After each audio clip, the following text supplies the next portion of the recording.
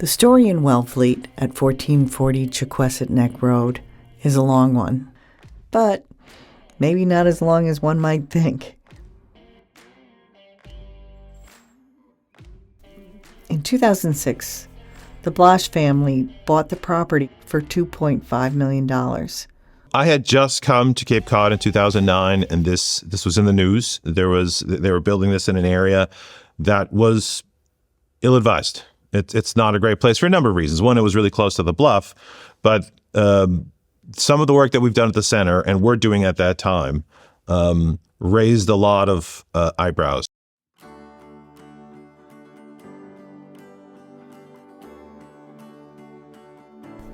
In 2008, the family got a permit to demolish the old structure, the Billboard House cottage.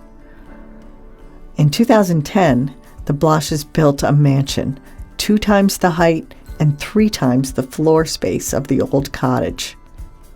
I mean, typically the primary drivers of change along the coast, especially in Cape Cod, are storms. The more storms there are, the more erosion there is.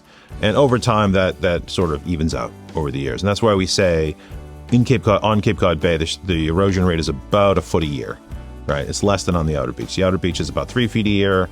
Inside is about a foot a year. And that's because there are less storms, less powerful storms, so the erosion is a little slower. But there are still storms, and there's still erosion.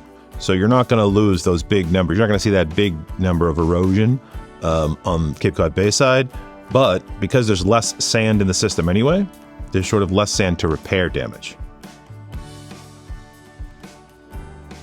So during a storm, there's erosion. The sand gets pulled off the beach. And then after the storm goes away and there's quiet waves, the sand gets pushed back, right? That's a normal sort of process. Well, there's less sand on the Cape Cod Bay side in relation to what there is on the ocean side. So if the same amount of sand were to be removed from the Cape Cod Bay side, it would be harder to replace and come back and build up a dune than on the ocean side. One of the things we do with the center is we calculate sediment budgets for a stretch of coast. And a sediment budget is simply figuring out how much sand comes into a system and how much sand goes out. The easiest way to think about it for folks out here is the Outer Cape, okay? Now you think about the Outer Cape Beach. All the sand that erodes from those bluffs either ends up in Provincetown or it ends up in Monomoy. Sink, right? 2 sinks and 1 source. That's the way we do sediment budgets. So the sand is coming from the eroding bluffs in the outer beach. It's going to either Provincetown or Monomoy. That's where most of the sand ends up. So you've got your source and your sinks, right? So on the Cape Cod Bay side, you've got Provincetown Harbor, which is always clogging up with sand. They're dredging it, right? That's where the sand goes. And then Billingsgate, which keeps getting bigger and bigger and bigger over time, right? So you've got those 2 sinks, and the source is just about that Duck Harbor, Blash House region that we're talking about.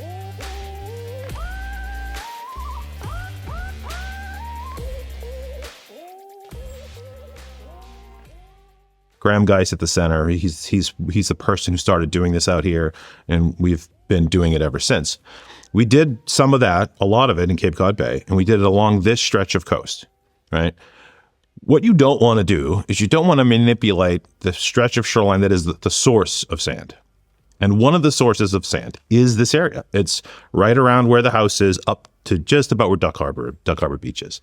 And that's the source. So you want to treat that a little differently. So when that house was going up there, the house itself isn't a problem. Protecting the house, preventing the bluff from eroding, that's a problem. And it was sort of inevitable. If you're going to put a house that close to the bluff, we talked about it that day when we wrote that letter to the town, that it won't be too long until there's a problem, because those bluffs just actively erode. The top of the coastal bank under the Blosh House has eroded landward towards the existing dwelling approximately 57 feet since 2006.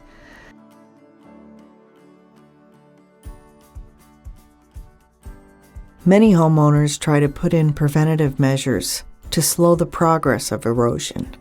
Since 2013, the owners of this property hired contractors to dump thousands of cubic yards of sand to shore up the bluff, only to have it washed away a short time later. Yeah, so again, in Massachusetts, when you build a structure that prevents that bluff from eroding, you are required by law or an ordinance to put that sand that would have eroded from that bluff back into the system.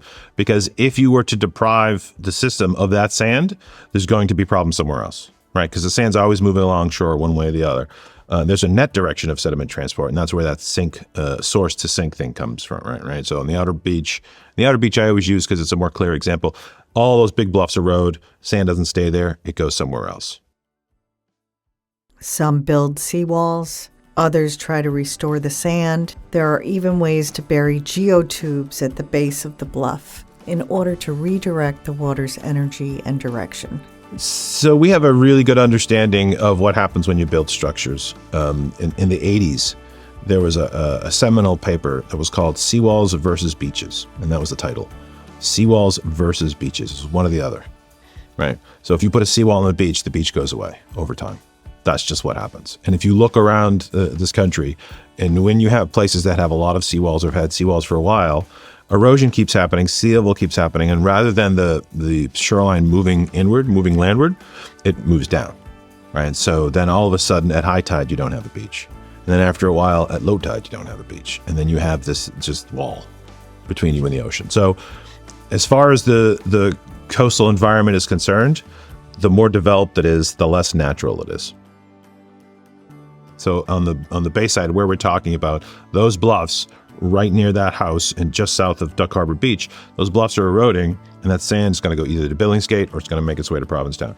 If you take that sand out of the equation, now there's a deficit in that sediment budget, right? And that deficit is going to be sent throughout the system as it goes. So areas where there would have been sand, there just isn't. And some people think that what's going on at Duck Harbor Beach, myself included, might be related to the lack of sediment that would have made its way to Duck Harbor Beach.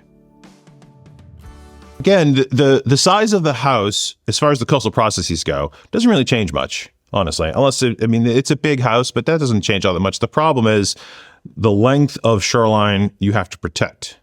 Manufactured tubes, I think they're about 10 feet wide. They're really big. And they put them down there. They usually fill them with sand. And they put them at the base of the bluff to prevent that bluff from eroding, right? So the problem is you're preventing that bluff from eroding. So that sand is not getting into the system. All of these measures were considered, and some with permission implemented. But if you've lived in a coastal community long enough, you find that nature always has the last word. But the other problem with these structures is at the ends of the structures, where they end, and you could see it in the video, the drone footage, where it ends, you have these geotubes, and it's kind of protecting the base of the bluff. But right on either side, the shoreline's just going to keep on eroding, right?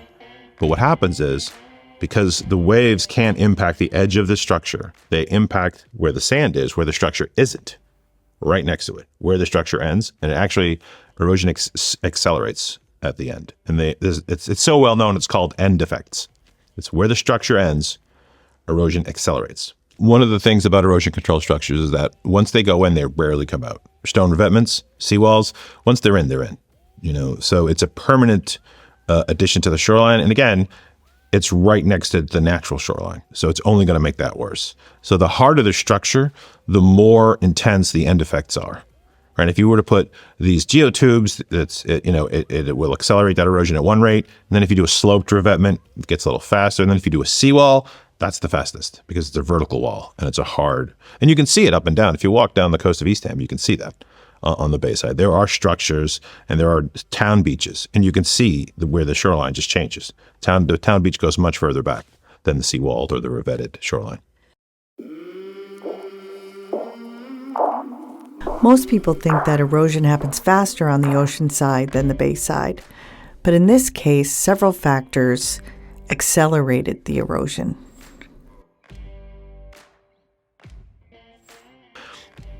Building structures on a coast is just not a good idea because it's not a long-term solution, and it makes everything around it worse, right? So there's this common idea that if you have water flowing on your property, you can't just redirect it to your next door neighbors, right? If there's some kind of problem, you can't just put it over there, right? That's not okay.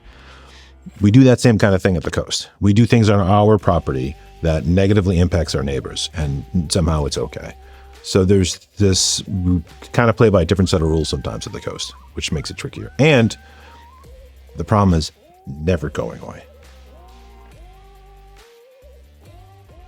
A lot of people are concerned about an inlet forming in the gut, more or less where that house is, because you have that low-lying area behind it, and it's just this, small piece of land that's separating Cape Cod Bay from the gut that leads into Wellfleet Harbor. I don't have as big a concern about that, because one of the things you need to form an inlet is you need a deep basin of water for the water to flow in and out of.